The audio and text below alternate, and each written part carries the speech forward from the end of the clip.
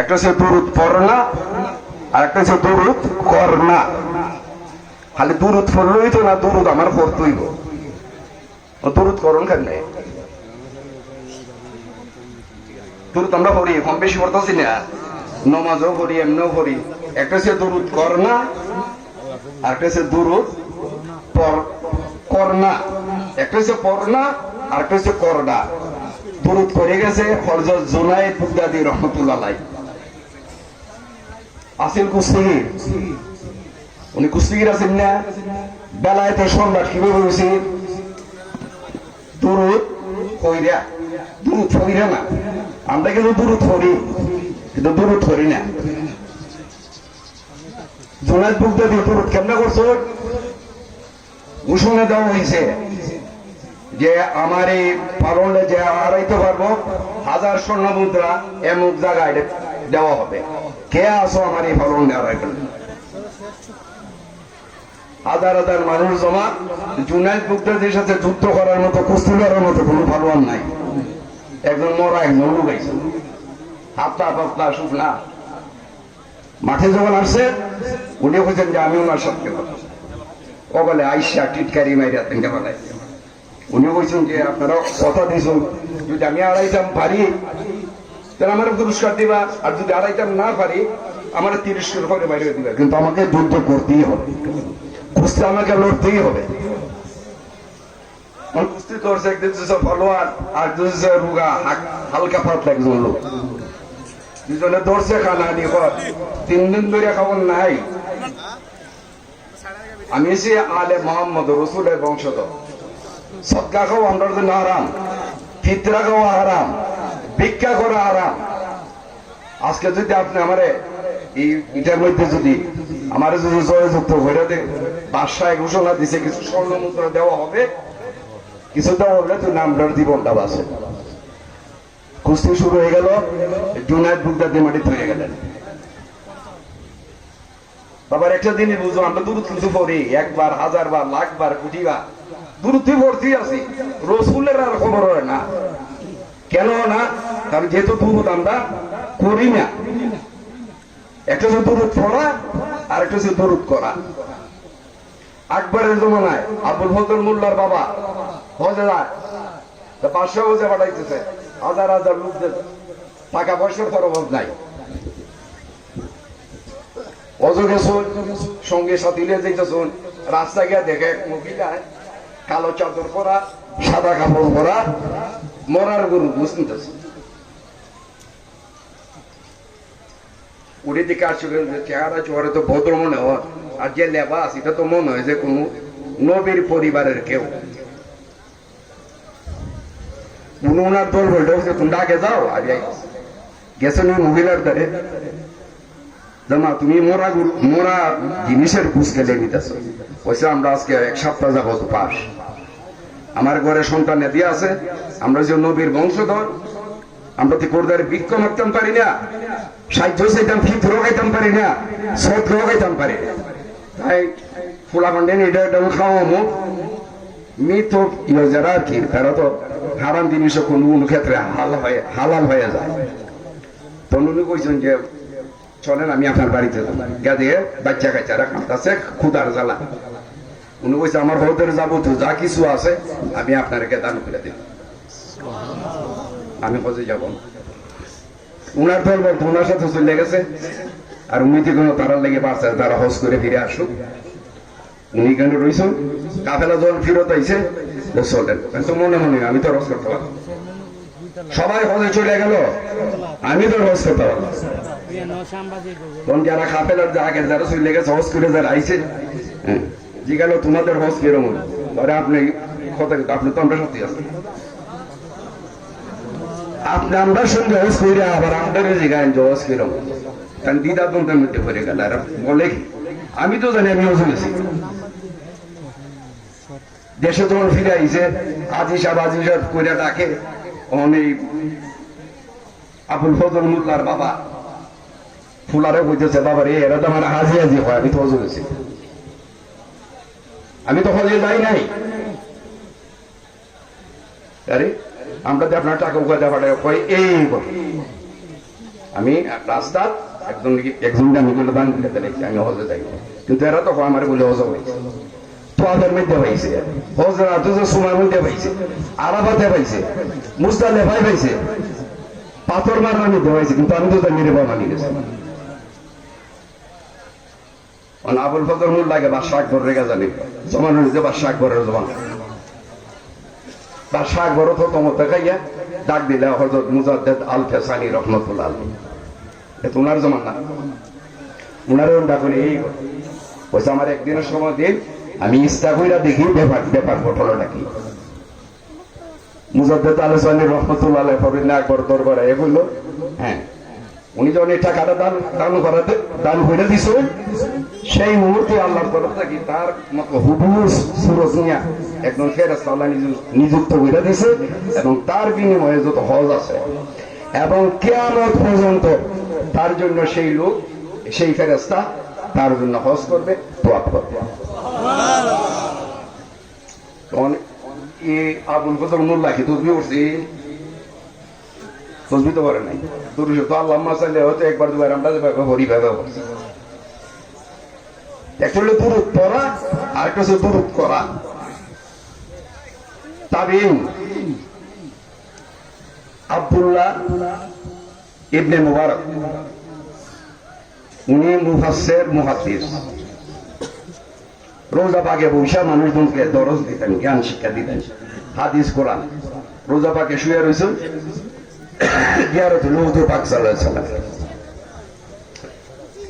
দেখে রসুল আদেশ ইস্পান শহরে যাও, ইমো একজন মজুসি আছে যেগুলো অগ্নি উপাসক, অগ্নি পূজা করে, তুমি তার কাছে যাও, আমার সালাম দাও, আর তারে বলল যে আমি যে জান্নাতে থাকি তাকে সেই জান্নাতে আমার সঙ্গে তাকে স্থান করে দিব।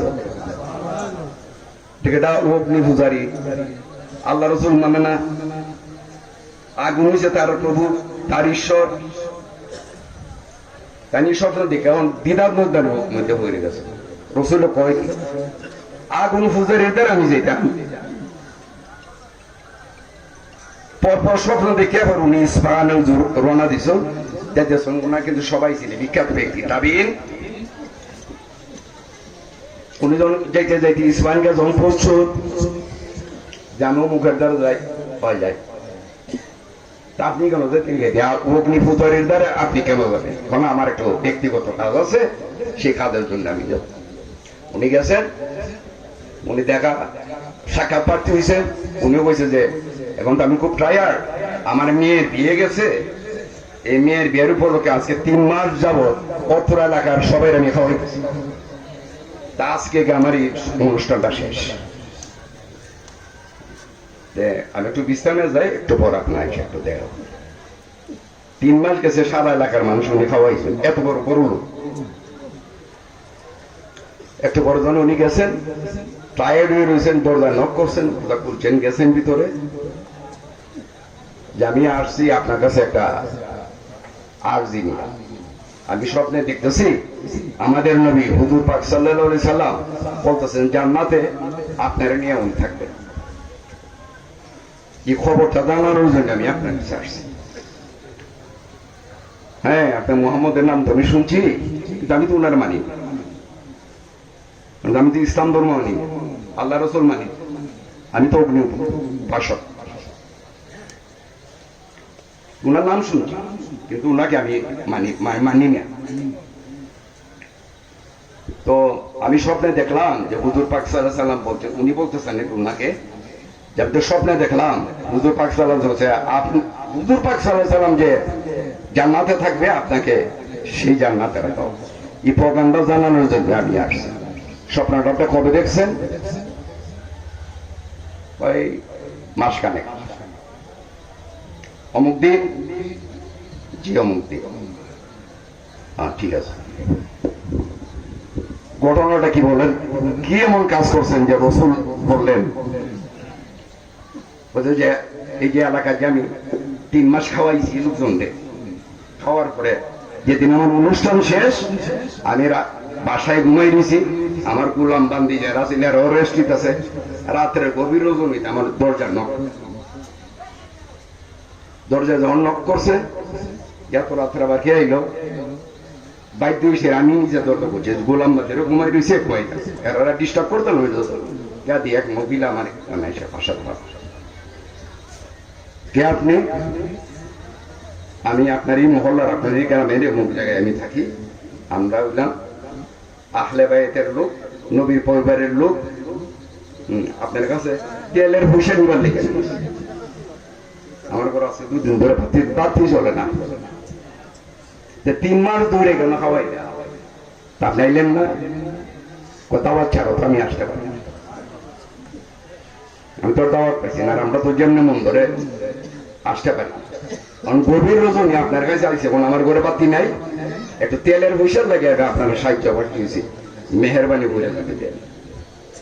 ওই গোলাম বাদের থাকাইল যে যত মাল সামান আছে আমার ঘরের খাবার দাবার টাকা পয়সা যা আছে সব আমার মাথার গোলাম গোলাম হতে কইতেছে যে মনি আপনি খেলেই নিতে, আমরা থাকতে আপনি কেন নিবেন? না আজকে আমার খেলবে গাঠি বস করলে তার ওনারা কইছে যে আপনি আগে যান। আগে গিয়ে গেছি, ওনার ঘরের দরজা খুলছে, ছোট্ট 6 বছর হয়ে বাচ্চা, সব খাবার দেওয়ার দিকে সেটা মহাদুষ। আজকে তুমি আমাদেরকে আনন্দ দিছো, আসরের ময়দানে আমি আমার নানাকে বলবো তোমাকে নিয়ে যেতে জান্নাতে যায়।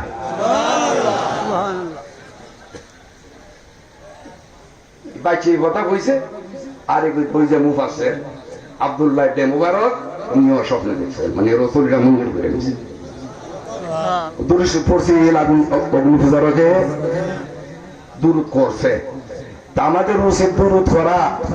নমাজে বললাম কাম্মা সাল্লাল্লাহু আলা ইব্রাহিম, আর সালাম ফিরা তুমি আবার কেডা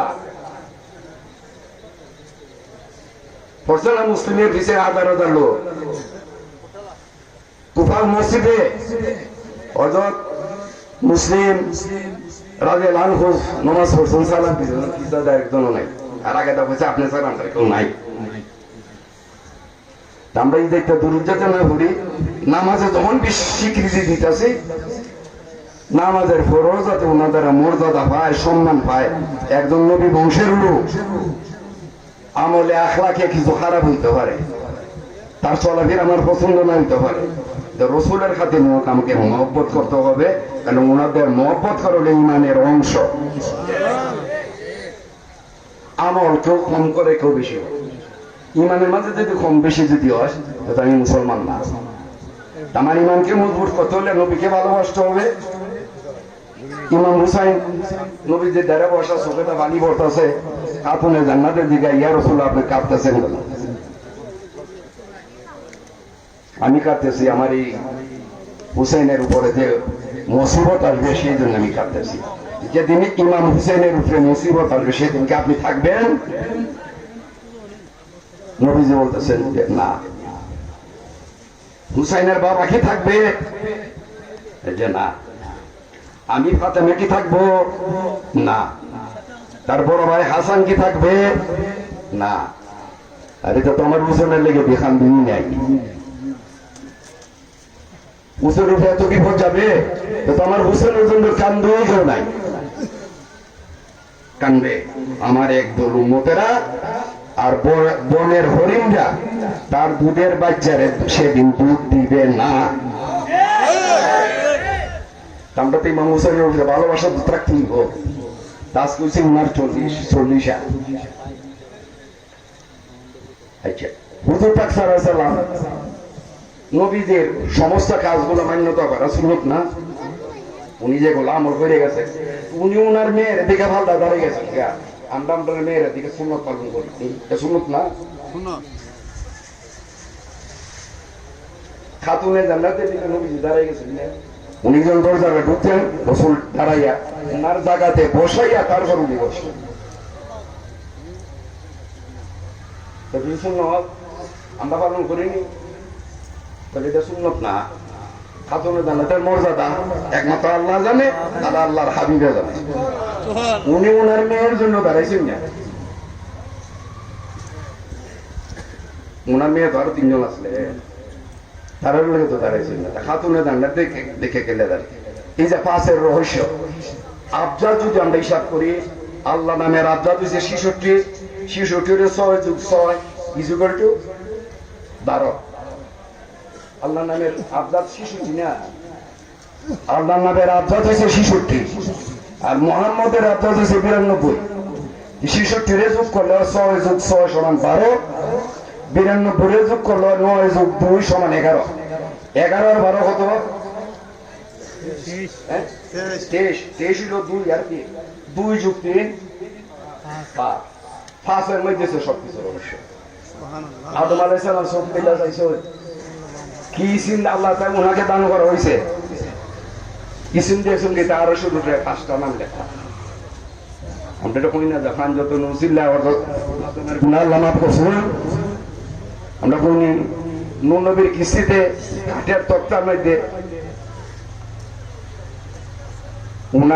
উনার নাম, উনাদের এই 5 জনের নাম।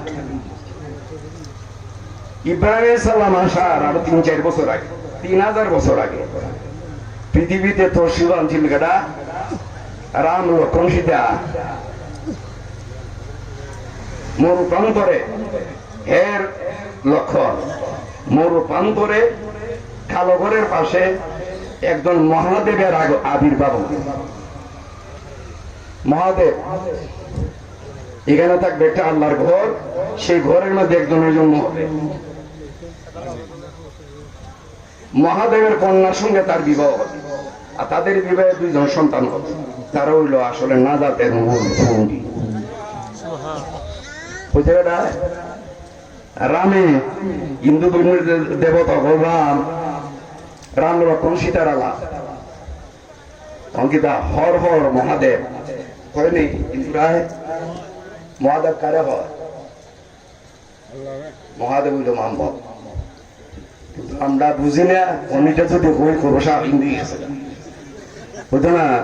হর হর নারায়ণ, হর হর নারায়ণ শব্দের অর্থ হইল সুবহানাল্লাহ। নারায়ণ আল্লাহ না, আর হর হইল পবিত্র। আল্লাহ পবিত্র মানে কি? সুবহানাল্লাহ। তাসাউফ দিচ্ছে তো অনেক কিছু কথা চাই ফেকার তাসাউফের মধ্যে তো কিছু পার্থক্য আছে। ইবনে আব্বাস কিন্তু যে ফেকার দাঁড়ানো লেগে গেল এই পড়তামার বই পড়তামার দলে দলে দোলাদলি মহাযন্ত্রণা, কেউ করে করো উহা, কেউ করে মানা, আর দলে দলে দোলাদলি ভীষণ যন্ত্রণা। আমরা আলী জায়গার মধ্যে আছে, বেলায়েতের সম্রাট জায়গার মধ্যে আছে, আমার ইহু জাফর সাদিক কহু, মুসা রেজা কহু, ইমাম কাসেম কহু, তাদের বেলায়েতের দ্বারা তুই আমরা ফুটফা দিচ্ছ কথা করতেছি। খালি কথা কথা শিরিক আর শিরিক। বিদায় হজের ভাষণে হুজুর পাক সাল্লাল্লাহু আলাইহি ওয়াসাল্লাম কইছে আমার উম্মত শিরিক করবে এই ভয় আমার নাই। বিদায় হজের ভাষণে যদি আমরা পড়ি আমার উম্মত শিরিক করবে সেই ভয় আমার নাই। কিন্তু আমার ভয় আমার উম্মত হইছে মালের পিছে ঘুরবো। আমরা তখন মালের পিছে বুঝি যে মাল আছে, গরু যেখানটা আছে, খিচুড়ি যেখানটা আছে, সিন্ডি যেখানটা আছে, আমরা আছি দিতে পারে না এর দ্বারও আমরা তাই। আল্লাহ পাক আমরা সবার হেদায়েত করুক। ইমাম হাসান হুসাইনের আদর্শে যাতে আমরা চলতাম পারি। আমরা মানবতা নিয়ে থাকতে হইব, সবার সাথে ভালোবাসা থাকতে হইব। আজকে আমার ভাই যে বই উন্মোচন করছে, এটা সবাই নিবা, পড়বা, কিছু ইতিহাস জানবা, যেটা আমাদের হটকা লাগে আমরা জিগাই ভুলবান্তি হইতে পারে, বুঝার মধ্যে ভুল থাকতে পারে। এটা যদি আবার তারা জিগাও যে তো সঠিক জিনিসটা জানতে পারবে। আর প্রথম প্রকাশনের মধ্যে কিছু ভুলভ্রান্তি থাকে, পরবর্তীতে ভুল ধরা পড়ে, পরবর্তীতে এটা সংশোধন করে। তা আল্লাহ পাক আমাদের সবাই তৌফিক দাও। আমাদের চাচা লস্করপুর থেকে আইসুন বিচারপতি দস্তগীর হোসেন সাহেব সম্পর্কে